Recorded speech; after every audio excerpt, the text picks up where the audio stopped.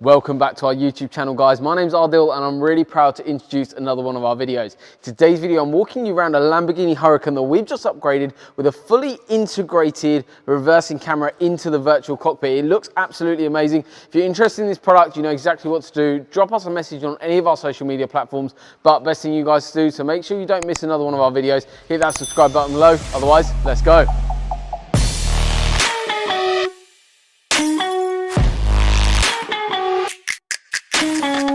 So in today's video, I'm walking you around the Lamborghini Huracan. What we've got is a Profit wedge camera, sits bang right in the middle of the rear, right above the number plate. It's extremely discreet, zero cables visible on the whole install. It's absolutely spectacular. It's a physical cable run down the right-hand side of the vehicle, all the way into the control box of the radio. Basically, what we've done is added in an integration module that forms into part of the actual virtual cockpit itself, changing that screen over from parking aid display for the factory fitted parking sensors over to a reversing camera image. But also what it's doing is retaining that parking sensor display. The little PDC display is also displayed on that reversing camera.